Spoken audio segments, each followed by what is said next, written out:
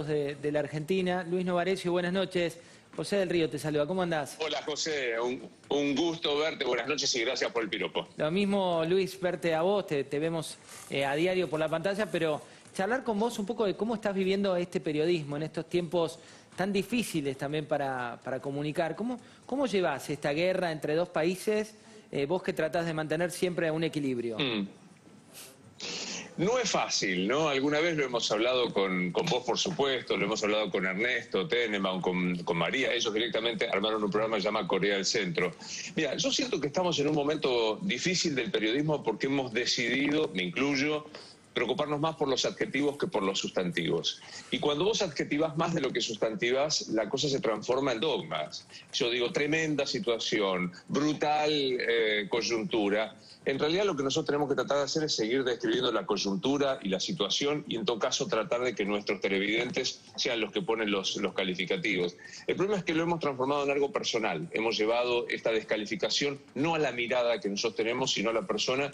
Y esto es muy grave porque me parece que estamos siendo funcionales a un sistema político que en su enorme mayoría no tiene ideas, no tiene grandes proyectos y lo único que tiene es subsistir a base de la destrucción del oponente, ¿no? La teoría amigo-enemigo ya recontra explicada funciona de esta manera. No tengo nada que escuchar del que está enfrente, ni aunque pueda argumentar, lo que hago es demonizar al que está en la vereda de enfrente para de alguna manera decir no es que yo sea tan bueno, sino que soy algo mejor que lo que está enfrente, y si el periodismo se suma a esto está complicado. Luis, ¿cómo te llevan esos proyectos del estilo de el Observatorio Nodio que se ha presentado hace poco tiempo? ¿Cómo ves ese tipo de iniciativas?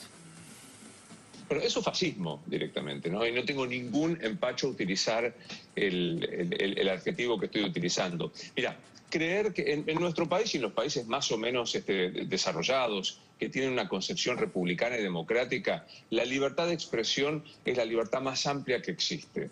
Lo dijo Alberti, ya sé que es medio pasado de moda hablar de 1853 o del 60, pero la libertad de expresión es la más amplia de todas las libertades. Y todo tipo de control sobre esas libertades a las que nos tenemos que someter son posteriores.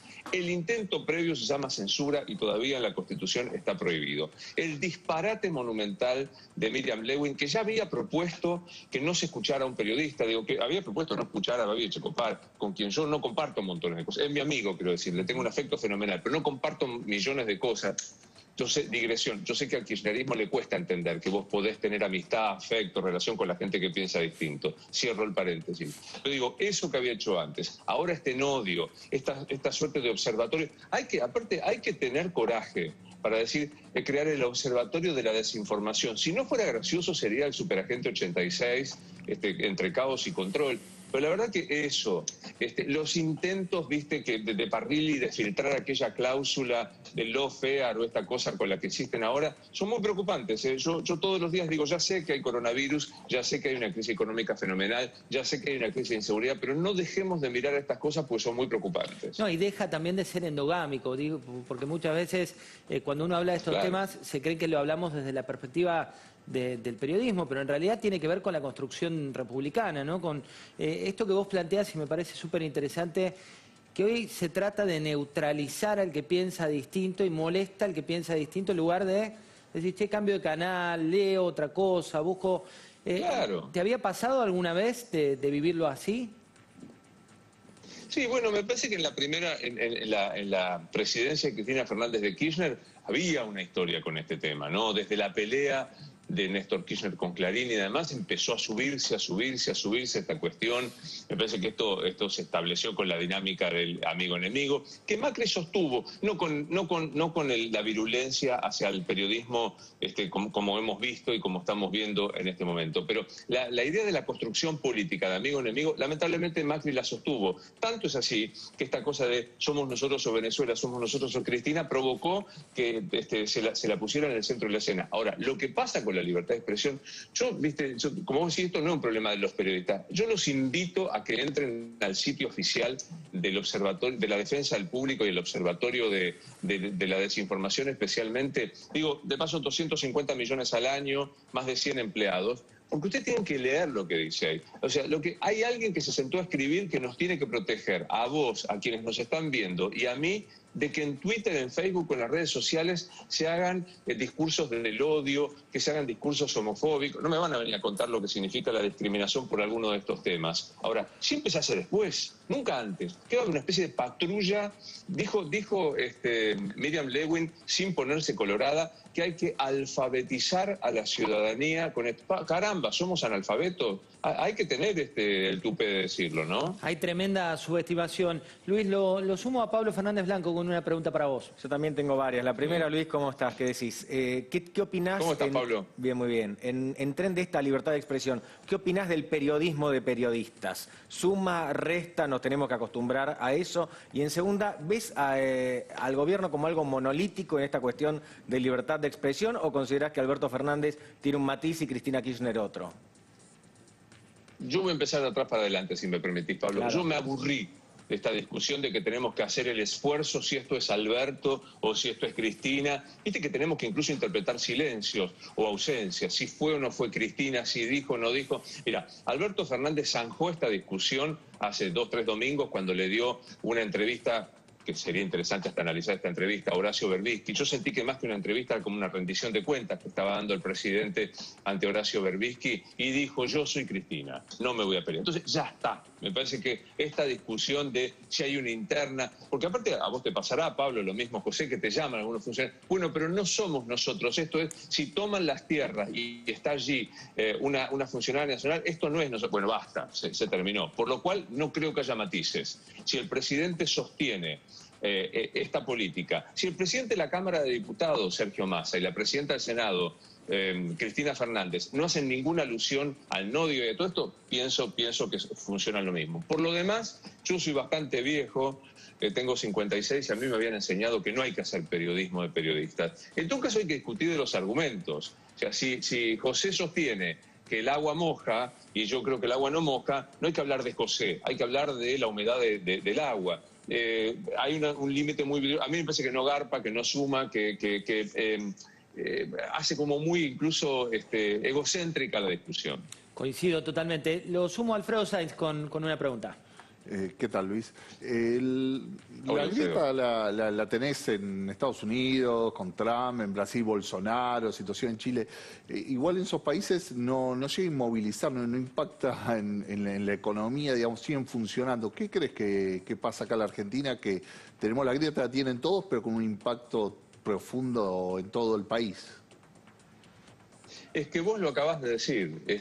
Nosotros tendemos a compararnos con países de la región o con países ni te hablo, de Alemania, etcétera, etcétera, y la comparación es irresistible. Nosotros tenemos el salario mínimo peleándolo con Haití. Digamos, pensar que nosotros podemos compararnos con los medios o el modo que se hace grieta en los Estados Unidos, me parece cuanto menos un desatino.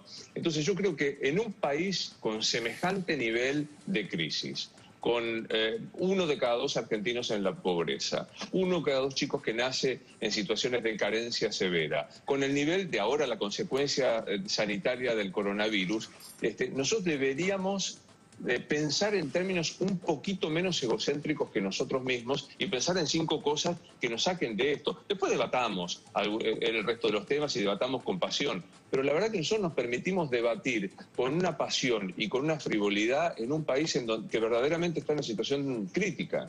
Luis, ¿y cómo te llevas con la situación de esta agenda paralela entre el mundo real y la política? No digo la política hoy devenida en la justicia, en la reforma, en las causas de Cristina por un lado, y la gente con un 50% de nivel de pobreza, con un dólar que no sabes cuánto cuesta, con una inflación que está por ahora bajo perfil pero que viene creciendo y que es con la inseguridad algunos de los factores que van por la agenda real. ¿Cómo lo llevas?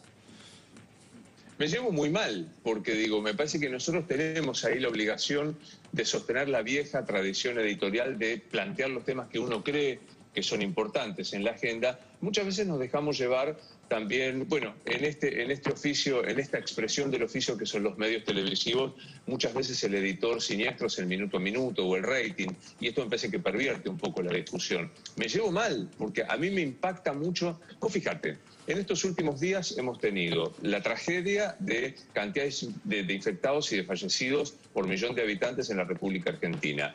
pasamos de la filmina y las 2 o 3 horas de explicación del presidente al silencio.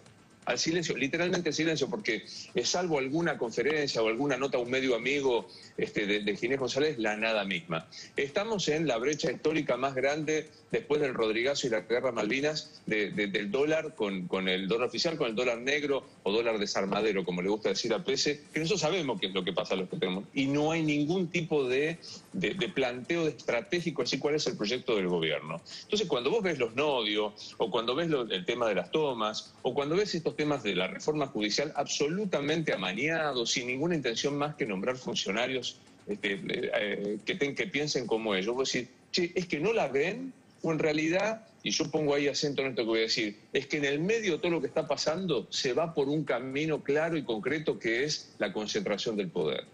Luis, muchas gracias por esta charla, te escuchamos por la radio todas las mañanas y también te vemos por la tele, así que un fuerte abrazo.